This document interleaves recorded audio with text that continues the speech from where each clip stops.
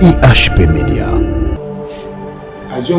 Les pauvres, ils ont dit que comme on attend, on va pasteur révélé, on va aveuglé comme un mot. On se comprend très bien. Hier soir, on était pour passer les kinini. Hier soir, on était pour m'assumer les kinini. Hier soir, on marchait selon les Écritures. Pasteur, mon péter au préparer à l'effement.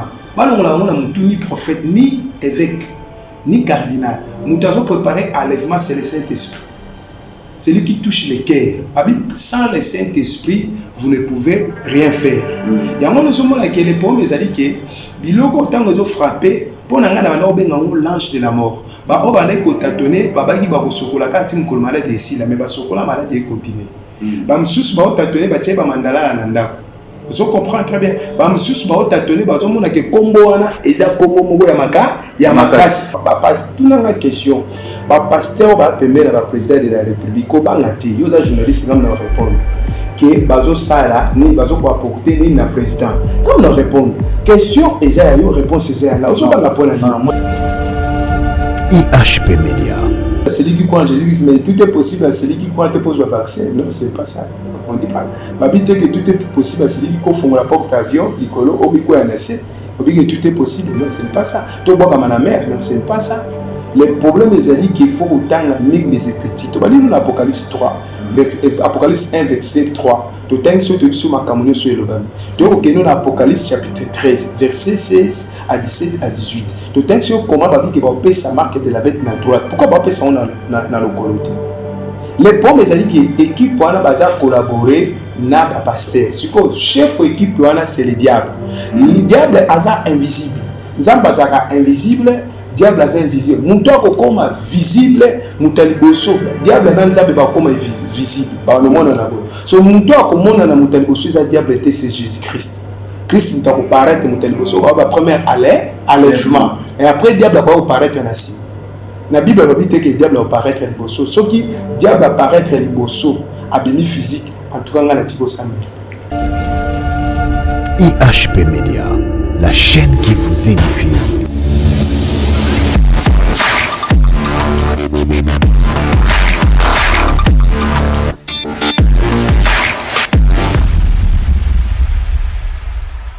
Voilà, shalom peuple de Dieu et vous qui nous suivez partout dans le monde à travers notre chaîne IHP Media, je vous dis moté naba chrétien, peba chrétien, partout dans le monde, parce que vous allez vraiment welcome, bienvenue dans votre émission prophétique.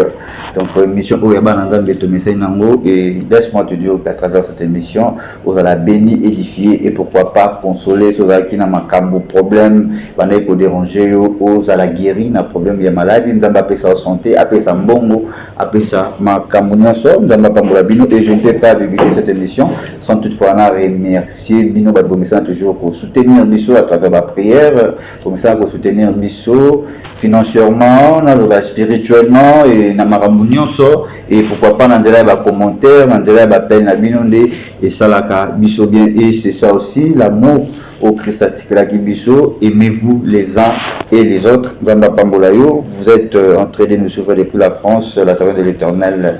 Noéline Mpoka, Maman Deborah Miezi, et pourquoi pas Bananzam Benyoso, ce qui a été Nzambia Zanabiso, na émission Oyobane Bandeliti Nasuka. Oui, je ne suis pas seul sur ce plateau, je suis avec votre homme de Dieu, votre humble serviteur de Dieu, le pasteur, le prophète, pasteur, apôtre Israël Mbabou. Vous en avez pourquoi je dis ça? Parce que Nako Talaye a la qualité de l'apôtre Paul Azaraki Nango, et tout sur Mbote Papa.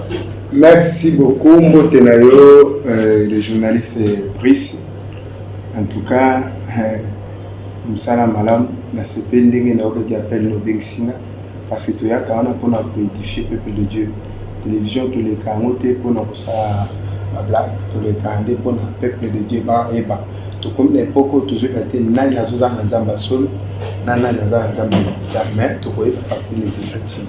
Voilà, merci beaucoup. Avant de débuter cette émission, comme Babisono on a le sambo, bon tout côté en profondeur. Éternel Dieu de grâce, la pambole émission pour nous montrer sur la Bisso à la béni, à combo de Yesu. Amen. Amen. Merci beaucoup. Je dis un grand merci à l'équipe technique qui a EHP Media. Je vois Charlie Kangam, réalisateur, pourquoi pas Nathan Mamba de Domingo, Egledi Kawele, pourquoi pas notre maman. Maman GH, papa Osé Amanier, Napesi, Bananza Mignonso, Bozo, Tanabiso. Restez scotché branché sur EHP Media et Biso Baoyo, to s'abonner dans le to Chamokoloto, to s'abonner dans Kata EHP Media pour nous toujours bad news, to peut continuer les sujets de l'émission. Biso émission où Messana pour édifier, émission où Messana pour sa courage, et émission où Messana pour toujours pour consoler Bananzambe. Voilà Dadi, merci beaucoup. Nandenge pour répondre à l'appel à Biso, l'invitation à Tunakatia.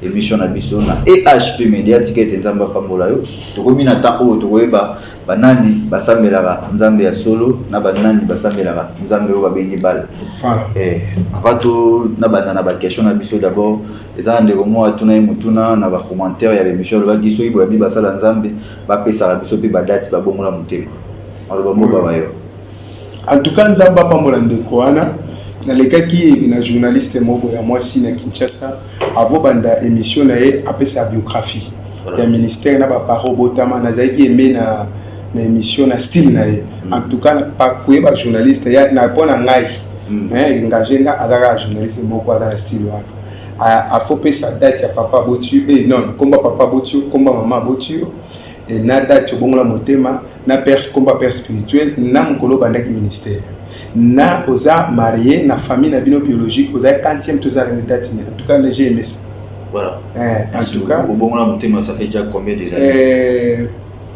nga na bongo motema na 1999 l'an 2000 écoute nga déjà à peu près imaginer tant déjà après peu ba d'abord motema ba 8 ans 8 ans et ba 10 ans 9 et ba 10 ans 11 ans plutôt so na zana image muke na bima mandefte nga bima mandefte makamanzambe na bima mandefte na bongola motema na batawana c'est baba ke mukili kufa na l'an 2000 ouais époque wale ningisa ka ningisa makasi yo mulile ko ndo eclipse sala min ko ba tumulile ko ya ba tutana les en nature les en monté baptisé ba sinatan ya de la fin mais to ba ke 2000 mukili kufa ite tant na bongo motema mutatenga mwana mwasi mutu sikwa ko encadrer ngai na makamanzambe zaiki mwana mobali ndapenza uswe na loba au père spirituel mutu a bon singa motema za mwasi moi mutu akadenga makamanzambe sikwa mwana mobali ti lelo baiki coordonner na banda ministère église et fond na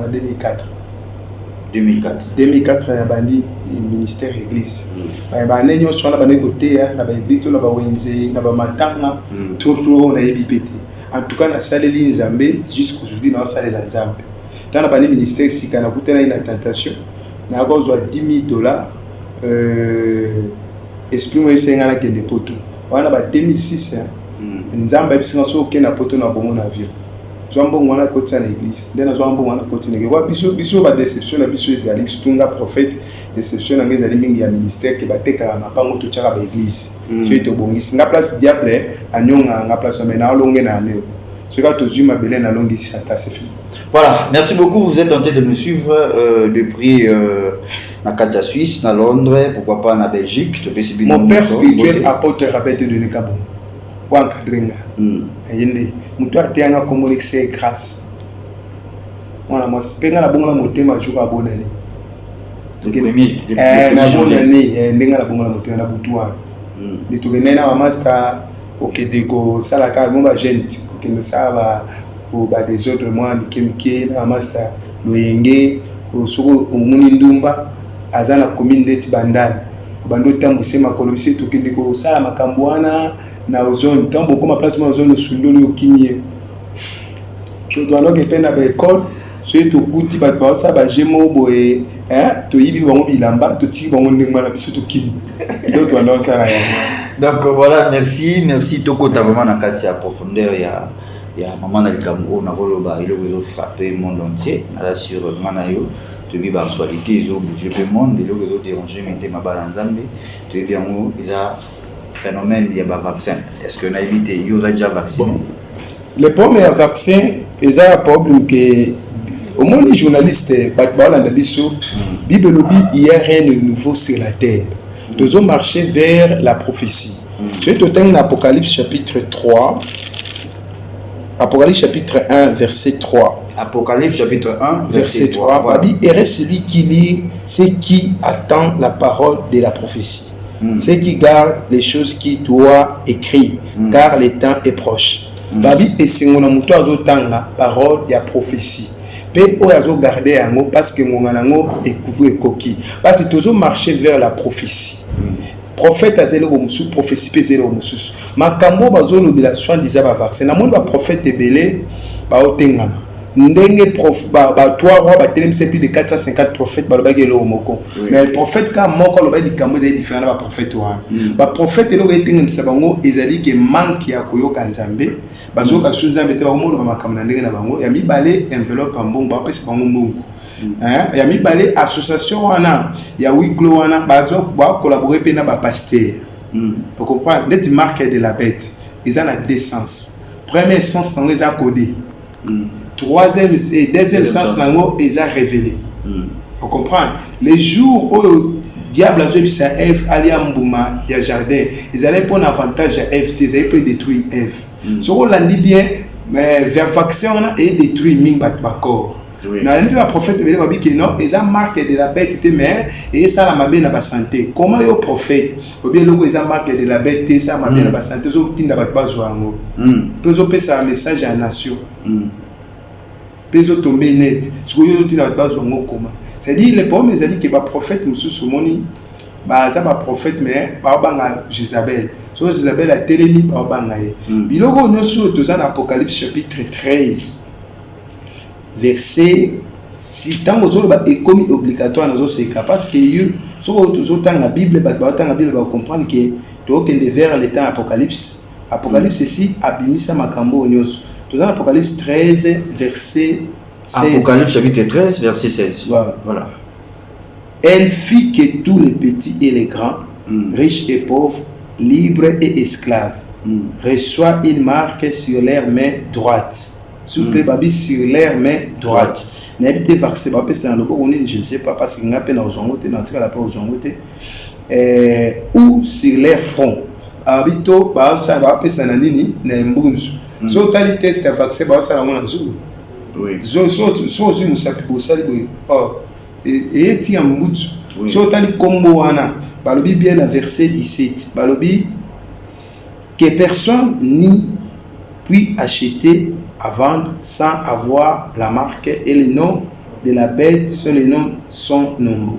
Et c'est le nom de son nom. Balobi mutu oyo azana marketé a otekate.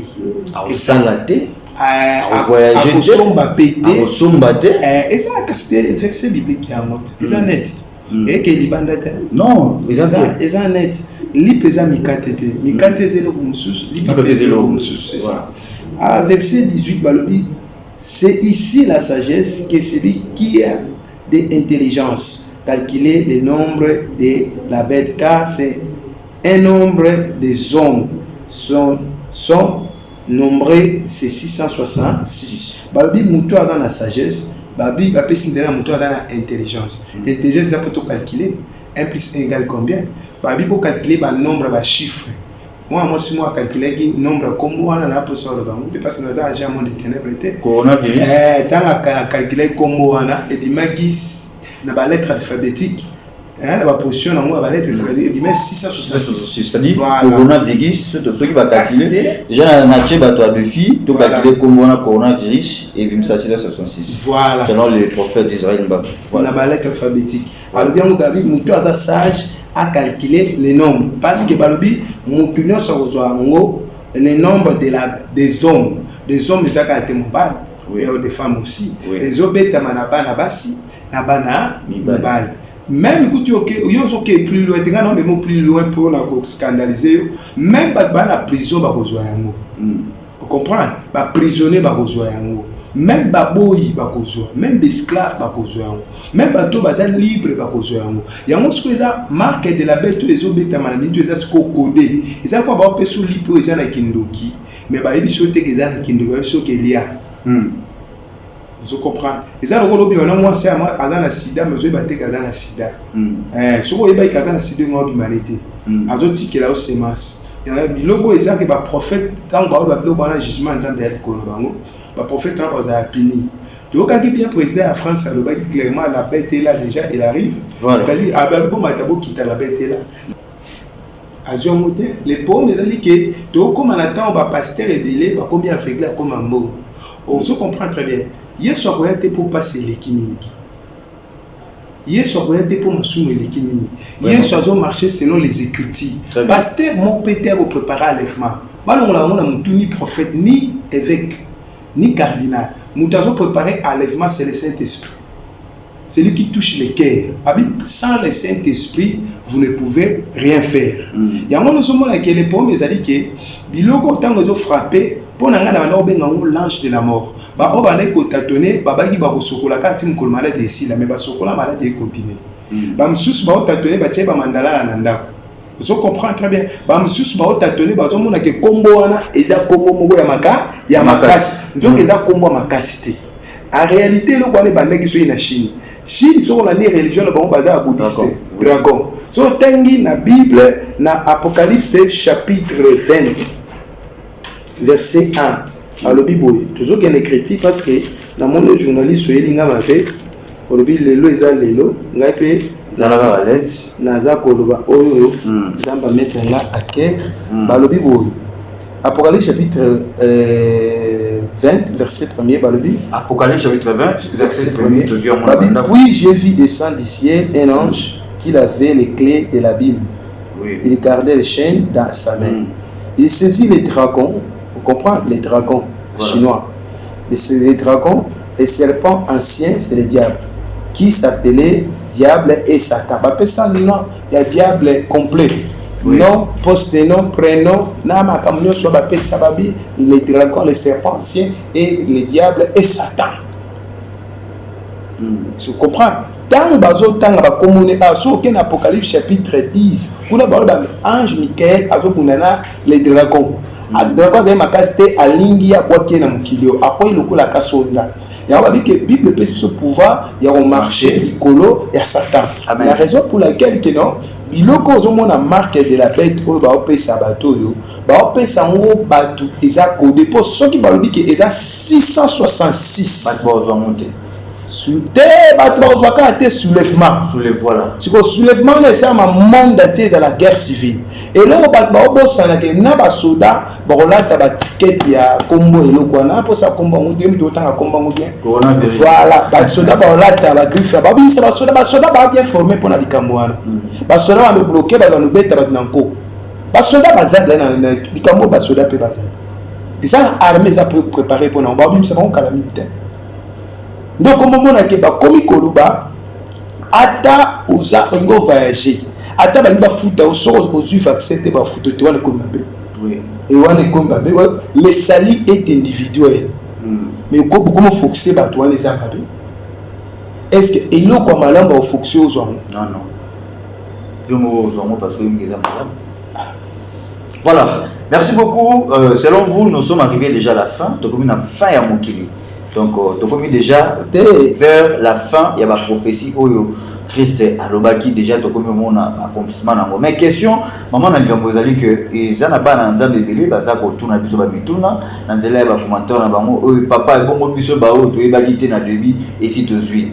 Gloire à Dieu parce que nous avons une prophétie moi bimaki soko fongoli Bible okuta su ki soko melango ozosu malade wana te. Eza faux prophétie. Oui. Et s'il a impact, c'est-à-dire quoi soko to tanga Bible su ki elongwa na mutu ko ya la Bible. Bible les a rafoués. Faut comme agaka sur la soupe. Monter na romba zo ba que Bible o celle-ci va bere. Faut bimisa pas, faut bimisa Bible ya sika. Pour ils ont sabato na nzela, c'est faux. C'est faux. Ils a biloko moko o bazo lo ba technologie. Ozoma ya film mo ba osala wana benzo acteur a film za kanzambe. Nzamba okanga ba place mo ba to no tonga mira tout baba de babel. Nzamba tike ba mata ba koma place mo tanga beta imbata ta eza ko ata onda nzamba tanga beta imbata ta akoyaka vous comprenez histoire précise la bati et que c'était ya on a ba to na ba beta vous comprenez répondre à la question un peu rapidement pour na ba nzambo baza ko se déranger a qui déjà vaccin a ebagité baza ebélé bazo landayo par ignorance a qui déjà vaccin za trahison ya on ba kufa eza trahison donc eza moyen mususu ya rosal les athées au trahi Jésus yo trahi Jésus.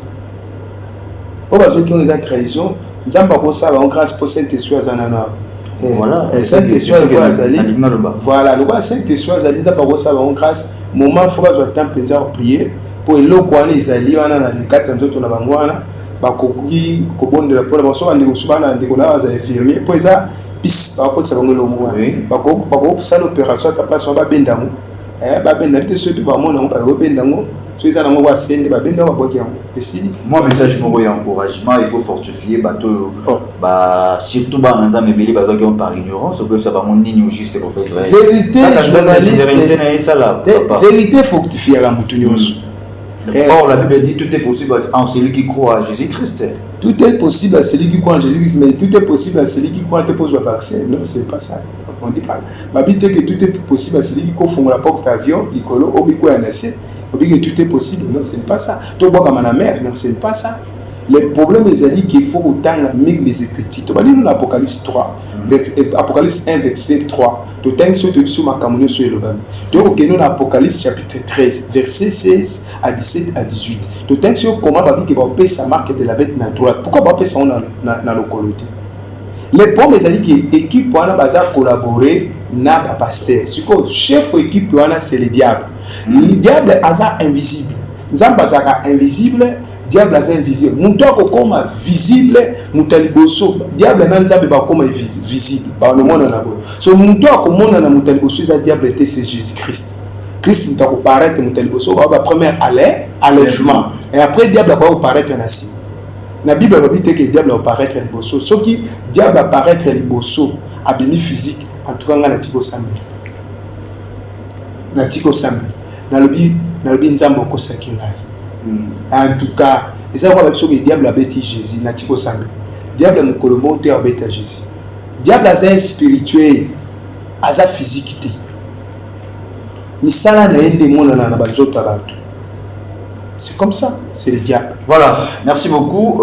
Nzambe a son abisso, vraiment toujours Kobaga Koba, et je vous rappelle que nous sommes avec qui vaccin. À mon niveau, avantage, il est poussé qui a joué vaccin. Pas tel avantage. Oui. Parce que Yosu est là pour le monde avantage. Pour le diable étant à côté de Jésus, si Jésus fou comme il est écrit.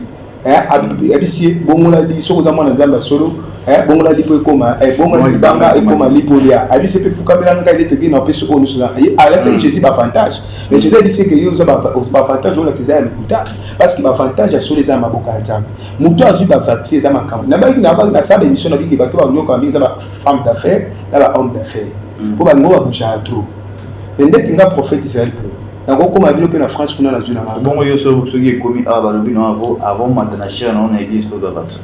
Non, beaucoup de l'église, c'est un problème. Nous avons maintenant, on a couvert. Donc, il y a un défi. Élie n'a pas prophète là-bas. Il y a un prophète là-bas, ça doit avoir besoin. Voilà. Tu dois avancer. Et aujourd'hui, qui ne selon la prophétie, Christ a fait ça qui, ils ont qui n'a pas alors.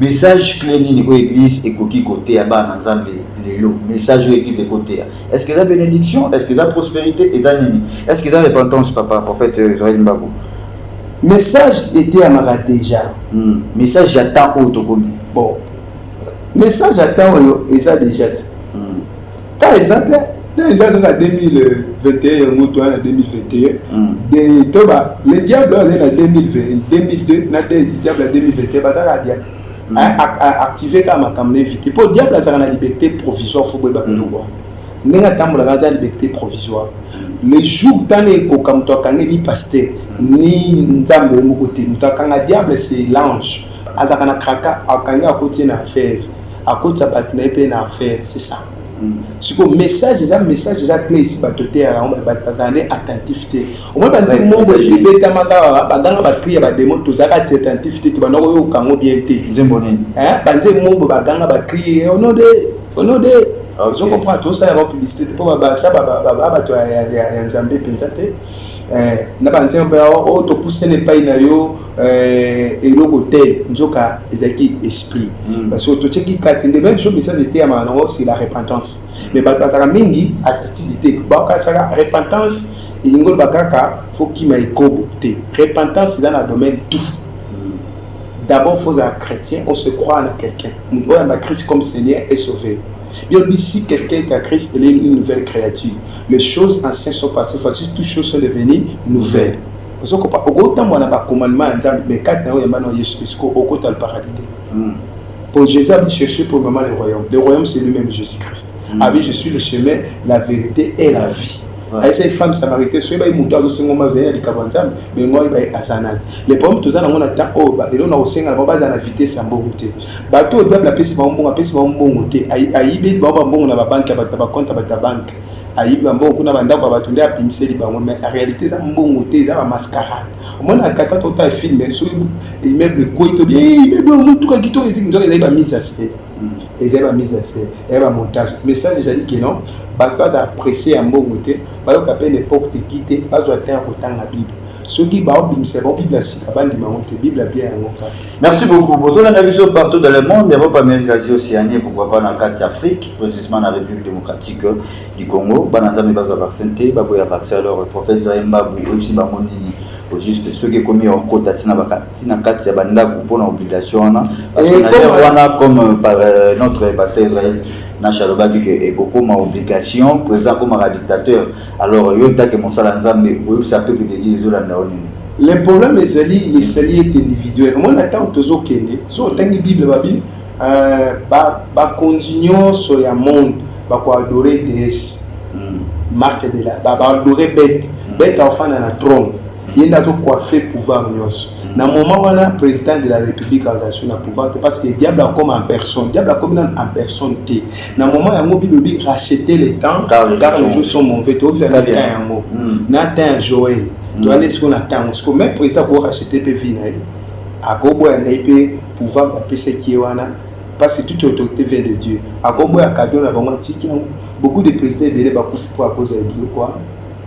À boye qui n'est exemple biso to la tabakash ne awa mais nana pekisa biso ke boti ka suko la tabakash ne te mpepe le sili mutu monte to tika ngo mona to komo tshona bambanga to kutena policier a kango pete mais jour ba ko vulumuka bozo msana zone kozongisa zomo te beaucoup mo dépendre na benzambe te mais beaucoup mo dépendre na bango tout ça quoi peuple Israël pendant banga armée te mais ba banga nzambe voilà pour ce que to komi ko chiter moi monke et mais chaque nabe dego ezali makambo loi babi bato ba ki fanfare so ba fuka bité ba ko tia ona libula moto mais bandima ki on voilà comme ça la Seigneur Jésus-Christ est le la Seigneur et Sauveur et Bible lobby et c'est on va persévérer jusqu'à la fin alors au tali caméra Tali caméra pour répondre à la question est-ce que les lois de Jésus-Christ est prophète Israël Mbambu a sauvé nga oh nazasi nga nazi na kita na kota lo nazasi pe nga bana kufa na weba kena kufa jour nani oyo Isaac alina kufa on a senti l'ombre de la mort abisi Esaü quelqu'un revient nalia après na simana kufa c'est ça même Christ a kufa bana senti que akena kufa yama yenga ke couper le mabi mais que ta volonté soit faite ba te belé son monde on a fait bi place a kufi aibi jour a kufate azai païen c'est pas un sacrificateur nganganza basantaka uder aliwa. Merci beaucoup au la caméra et mutuma lobby je pense que c'est Martin Luther King lobby sur une katsamboka église et joko ko supporter to copier sa solution ya makambo mboka les autres traverser na monter cette église n'a pas la raison d'être yo bando bana ministère na yo pour c'est la nzambe nini oh na ministère na ngai ndaza gagner dame na gagner ba ame belé pe tout ce qu'on a continué gagner ba ame na boya ba œuvre ya Satan belé ba ya ba pesanga ba œuvre ya Satan na boya jusqu'au jour boya rango na ndimina zela na tambo na démarche à caméléon na côté na arche ndimina tambo na démarche ya koba na côté na arche soki lelo ba ke na kati ya gouvernement na mboka to sel ni église est compléter PC implice na kati ya mboka église est contribuer quand même soki lelo souffrance pour na kati ya pays sans la parole de Dieu ba na souffrance ba comme oliana na Bible ba maman ala ba moi na pas aller à cause de la souffrance mais ceux qui à cause de la parole ne pas ça bilo ko na te le banza pe qui leur peser muté mais au moins un homme de Dieu a ngi pédiquer à la facilité pour frapper na ndako nganga et le retient mais ma frappe nganga ndako nganga manque d'information na manque pédiquer na besoin de Saint-Esprit parce que Saint-Esprit social il souma ko yebisa na conscience na reprise de conscience c'est ça qui na sali mabe na zonga sur likambo te na sens wana. Merci beaucoup. Question en général, Église catholique qui te dit Chéri Moko Kabila bazali sur na posa na été na kata République démocratique du Congo bazali qui va marche et ba to ba tamboli ba même apport pour le développement. Alors Église de réveil en général bino ba pasteur apport ni au moment pour le développement mboka. Voilà. Bon, n'invite sur du pasteur moi simba que c'est mboka o. So ka simba que c'est mboka Alex biso place à banda bombango. Tous les pasteurs ont été dans le phénomène parce que l'église est en train de cesser dans Katiamboka. L'apport au moment pour le développement. Développement du pays, la République démocratique du Congo. Il y a les bossos d'abord. Mon toit a ça qui m'a belé dans l'église, puis la personnalité juridique qu'ils aient Mobutu. Mobutu tout le monde qui a été chrétien, a été païen. Soit le l'homme qui a coûté Mobutu dans le paradis, au Bimse. Mobutu kako moko le président de la mission. Même Bakasabu. Apporter un plus dans le évangile pour ne pas passer par la personnalité juridique. Ceux qui bangistes, les autres gangs qui bangistes. Mais mon bout tapé ça va m'appeler belé. Et au bout de l'époque, alors que ça me pape sur personnalité juridique, pape sur ma belé.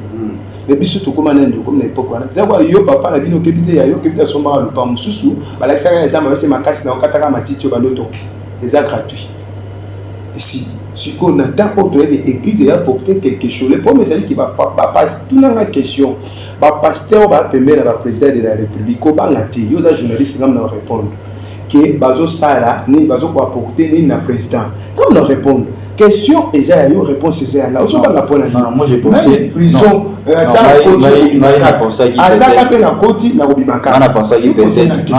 peut-être aux Olingana Tunayo que la carte de la République démocratique du Congo, le pasteur Nini Boyo conjugué la 4 pasteurs. Les solo pour l'émission ils ont édifié ma casse. Voilà.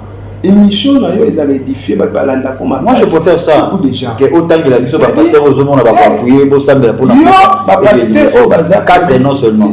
Le pasteur va permettre le chef de l'État. Il est au niveau de ça. Les questions proposées là. Voilà, ils sont très profonds. Pasteur Nio est à permettre le chef de l'État. Le pasteur basé, même l'époque à Kabila. Le pasteur basé. Le pasteur basé. Nani président de Bissau, pasteur Roland Dalo. Azaka Pembe. Nani pasteur Badodo, Azaka Pembe. Pasteur Kakenda Azaka Pembe. Sur l'hôtel de la Bible, tant au roi comme roi, maintenant consacré au roi, ce sont des sacrificateurs des prophètes. Voilà. David Azaraki roi, Bebani na Saoul, Mutade Pembe na Samuel. Quand David et Saoul da bungi là, Zamba dit Samuel n'a rejeté. Samuel a gagné pour Saoul la banga qui était, Antala qui royauté n'a été abinda batiku. Vous comprenez? Pe Samuel et Saoul a kanaki les lampes pantro ethnique, avec quoi le cas ethnique nanga, tika bokondo pe pasuka. Parce que oui Samuel bana ko okaso et nan Saoul bana ko okaso nzambete, a gagné ko c'était même monto a kufa. Je comprends. Tant que Samuel a dit qu'il n'a pas fait, il a David. Il a dit que David prophète Nathan.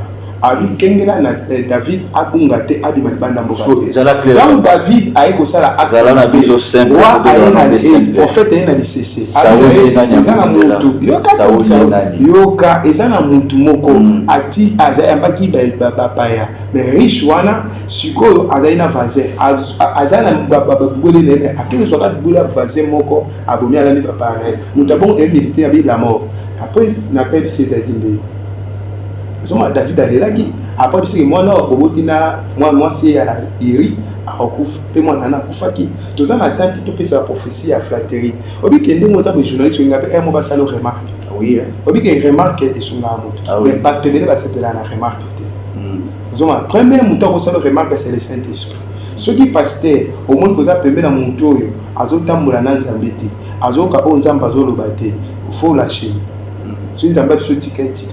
Ou il y a des pasteurs orientés parce que ba roi balingami ba solution na makambo na bango parce que baza limité. Roi za limité. Roi limite ngoyé na palais royal o memela makambo solo. Au moment où babini muto a sauvé roi, ba opesa nini kwa sale bola moni ba tuna ki aman on peut opesa proposition il faut ba tiena cheval ba tamsi na ville ba sala répondre c'est comme ça pharaon le tekindo ta zone sans interprétation ba roi ba za limité et si autant yo za pembe la roi il faut apporter un plus nga za pembe na mokonzi mo boya mboka moi sinaye mais na apportera un plus. Je me suis moi c'est à papa moi dans ça et pas mais papa n'a des colonne la hache n'a des cuisinier mais na tête c'est qui maman dans zela et c'est non maman aza papa mukolo ataza moi na musala mais aza papa lobela na ndenga bien pe sungai na kombe parce que nzamba kuna na tiko pemela mama na lobela ka yini so ma pasteur bazap pemela mbonza mboka il faut ba aider président de la République. Faut ba aider président de la République spirituellement peu physiquement pour ba monde ba mona la population ya kandela so yo zaki na ba place na mo sani so zaki na place na et là on a ça éducation de base de banda déjà la carte de famille que formation na zo ya makamane faut la présenter qu'il faut dans la trace à Jésus kat nanga dans un quoi Pierre te na wanga na kena tambola na Yesu te mais faut ils oublient ma Jésus langage Jésus Jésus à la Pierre c'est yo ma na yo wanga na 3 fois ce ça on est awanga na deux fois 3 fois une fois mais ba pasteur wana lelo atoza na mbongo ebele atoza na mapanga atoza na mituka osali ba voyage ebele nyos kende voyage alo la tondi mayo siko ba elo ba ne porter ba ngolo te mais peuple a la souffrance. Voilà, nous touchons déjà vers la fin de cette émission. Je dis un grand merci à vous tous. Nous sommes toujours Kolanda Bisso, prophète Israël, puisque vous évoquez Makambi Ancien Testament et Tolito Tunayo. Et dans l'Ancien Testament, tout le monde a dit Mboka, nous avons dit que Kambama toujours n'a pas prophète et pour roi Tambola bien, pour peuple Israël les Arabiens, dans la bannière utilisait toujours ma prophète. Alors sur ces temps, au Tokomi, République démocratique du Congo, est-ce que Mboka pour Kambama bien, na la population peuple vivre bien, il faut Mboka étambola selon Bibeko, tout selon prophétie. Il y a des bossons, deuxième question Ali et tout le monde a dit ce jour dans l'Ancien Testament. Non, ok, non, on a posé le temps, on répond dans les bossons, ça va répondre. Il y a des bossons, ils ont dit Mboka étambola selon pas la prophétie. Et là, selon la loi. Dans il y a la loi, il y a la prophétie. Maître et à sabbat. Nakati ya sabbat tout le monde appelle Beko, c'est Jésus-Christ lui-même. C'est Christ qui a donné. Il t'a pensé qui na Moïse dit commandement pour que le peuple Israël va fonctionner. Sans Christ, Moïse dit pas grave tant le peuple là comment. Même Nabal, a joué ça, j'ai trop plutôt. A joué ça Moïse que va pebele ce qui monte comme bango kufa. Mais linga pour ça bateau va appeler baba na kanzambi. Ba il a quoi rapport à sens one. Mais en réalité, nous sommes la loi wana les a tiré dans l'écriture la Bible. Soit ba bikanda ba OPJ au moins va vexer biblique za nakati. Même ba man pas ça dans l'état. Les a la Bible. Voilà, merci. Alors deuxième question c'est là qui et le col dans la Bible, nous avons des pots à Télémissa, Moussoumi Sauveur, à Télémissa qui Moïse. Est-ce que dans la République démocratique du Congo, nous avons déjà choisi déjà Moïse Moko à Robimissa, peuple congolais? En tout cas, quand on a pas la question qui tourne, Mazolo Belango et s'est engagé, journaliste et s'est engagé. Voilà. Dans le Congo, Moïse ici a Eki. Le peuple déjà a libéré. Sur le pont, le peuple a traversé mer. Toi, dans la porte, il y a l'Égypte, il y a la distance de l'Égypte, mais je crois qu'il va traverser mer. Dans le moment où il va traverser mer, Pharaon Fafan de Kimia Atika Hollanda. Atika Hollanda, son temps à Koufra. Parce que tant que le peuple a traversé mer, Israël n'est pas quoi, le bac qui bien que nous avons bâti là qui va au Makada. Pour battre pour les Égyptiens, les Égyptiens, c'est miraille derrière. L'ange de l'Éternel a calé là pour les Israélites va traverser. Il y a un biseau à Congolais, tout ça va Israélite. Sur hôtel selon la prophétie prophétique, voilà tout ça va Israélite. Sur hôtel il y a un pays où il y a un mboka où il y a Cana et couler lait et les miel. Sur hôtel la Bible les Israélites va peuple va finir ma trop. Va peuple mon esclave. On est tout pas mbelo ba ndeba Congolais ba finga matro na sens wana de temps ba égyptiens siko bazoya muta pesa ki bango nzela ba ya c'est le même Dieu nzamba kulingate ba peuple Israël ba kota Kana sans que na ba égyptiens bazala vie nda pesa ki bango boye ba égyptiens bo mona bango yo bo mona bango juste ndenga ba pesa ba Congolais yoso anzala oyo bo mona oyo na Congo to mona mo juste 10 ans c'est beaucoup Congo est comme bien. Voilà, merci beaucoup. Nous sommes arrivés. On a pexandé Pharaon, Atika Hollanda, son temps à Koufra. Pharaon Nani. Pharaon, bon, ça va continuer, mais Maï Romelaï. Pharaon Atika na Maï. Vous comprenez? Voilà. Vous comprenez? Voilà. Congo est un beau Kamoko. Moni Moïse à côté de la terre promise. Tant que nous côté de la terre promise, ils arrivent Josué. Voilà. Dans ce sens. Merci beaucoup, nous sommes arrivés à la fin de cette émission et avant de clôturer l'émission, on a pu faire juste une minute. Au la caméra, oui, bah, qu'ils en a battu bazo souffrir, n'a pas malade, ils en a battu bazo n'a pas problème. Avant de m'accouter tout est que à couper comme ma journée à lobby et battu monsieur sur bas chrétien, fois n'a pas mosé à travers bah problème au bas alors on a limite une minute na yo et édifier bateau bazo landa. Bon, voilà. Et là, au Togo, ça ne cause la mission. Il y a un livre Éphésiens chapitre 1, verset 20. Par le Bible, que comme mon côté, ils ont passé na présent na avenir où il est qui combat Jésus. Après, par le Bible, que kufa kina Jésus, te sekui na Jésus. Et là, on a dit bien que combat Jésus, il est qui va combo nos. Selon Philippe chapitre 3. Balobi, combo où il peut s'améliorer. Au nom de Jésus, tous genoux fléchiront, toutes langues confesseront que Jésus-Christ est Seigneur. Yom tozo pela, n'habitez comment malade aux obéis. Maintenant, n'habitez combat Jésus et n'habitez comment malade aux obéis. Obi kanamou, toi avec déranger santé d'ailleurs, c'est le diable. Mais comprendre que Zambé a obiksayo. Amen. Zambé a obiksayo, malade aux anango. Jérémie 33, verset 6, Balobi, voici je donnerai la guérison et la santé, je les guérirai. N'habitez bien au bika. Nzambe a obiksayo. Au moins le diable a zaï na posaka ka azo nombre ya ba makila ya ba amabatu. Le rôle a joué nombre na ndesko abani ko foxer batu. Na pesio petoli ko zwa vaccin te. Ba pasteur o bazoloba, ils ont marqué de la bêtité. Ils allaient et ça la mabe na nzoto pe batu bazo yango. Ba pasteur ce sont pas des pasteurs de Dieu, ce sont les pasteurs du diable, les synagogues du diable. Yo komeka kozwa vaccin wana te déjà marque de la bête. Marque de la bête ici banda kala. Même si on a un tatouage, au moins un garçon qui a un tatouage va commencer à 66. Par combien on a un tatouage? Les problèmes c'est que non, na partie États-Unis d'Amérique. Babane babane makamwana avant kala. Babane déjà il y a même makamwa loterie pour biso to surtout que la mo a comité ba loterie bazwa de batonga ba pesa ba moku kuna avant makambo e bana. Voilà. Faut comprendre. Faut te comprendre ba de ko biso abeta ba loterie ba kende États-Unis.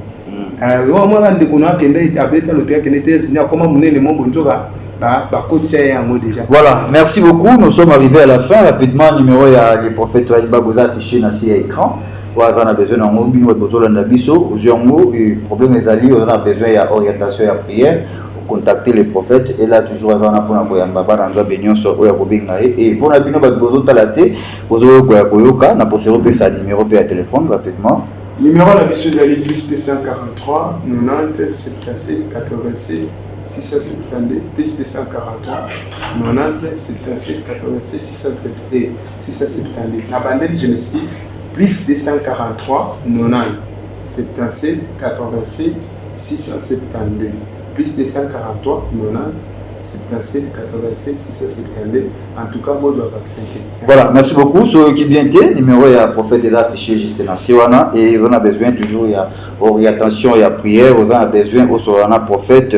Na problème sont les autres dérangés au contacter notre dadi. Azarana disponible pour nos services Nabino Bananzambe et nous sommes à la fin de cette émission. Quant à moi, je vous dis un grand merci à vous tous de nous avoir suivis. Un grand merci à Charlie Kangamo, réalisateur. Un grand merci à Omar GH, Paul Zerman.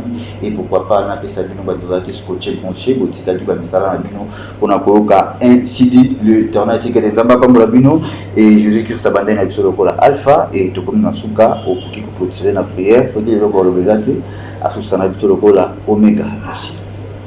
Un message prophétique pour la belle copie César à Minute. Oui. Mboka na biso Congo toujours marché sur la prophétie le prophète Simon Kimba m'a appelé qui avant de belé la jeune prophète belé va botama nanga ipa bana botama alobai makambu pona mboka adeteyaki même comment ba président ba koya na mboka na biso abaki même na kati ya président moko wa kozala étranger asima oyo étranger ya mwana mboka oyo après na sima na ye mosusu ndako ya en tout cas na osenga na bandeko nyonso message na ngeza ya prophétique eza kenza balobela yenga bo mutu nyonso ameka rébellion akota zamba osala fausse affaire en tout cas esimba nango te ntango nango esi eleka kala kokota no zamba te ya mibale nzambe ata esenga président moko te ya mboka na biso Congo akufa wakozala assassiné moto akufa eza te ya misato nzambe akolobela mpona mboka na biso ntango mboka na biso ezotombwa makasi bapays ebele ya Afrique etombama mpe naomona mituka na bafrontière ebele bato ebele na mindele na bato mosusu baozonga na Congo so c'est-à-dire Congo ezozonga na époque oyo ava bazwa indépendance c'est-à-dire bato ebele toyamba baétranger ebele baya ofanda na Congo mpona kokokisa oyo eza incident même baisraélite bakoya Congo ndenge message mpo nangaki kopesa na bana na nzambe nyonso en tout cas oyo toya congolais bisika ozali ekomi ta ya pays na biso miso ya nzambe eza na bapays misusu ya Afrique te eza kaka na mboka o Congo.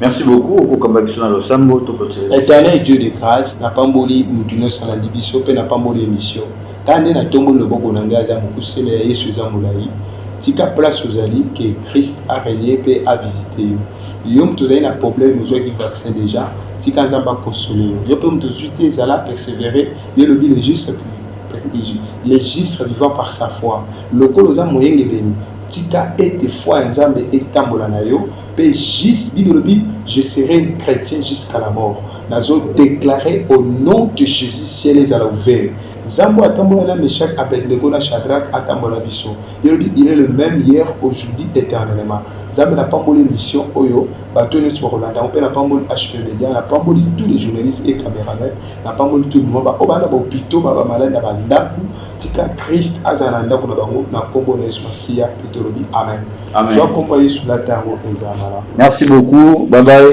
au prochain numéro. IHP Media. IHP Media, la chaîne qui vous édifie.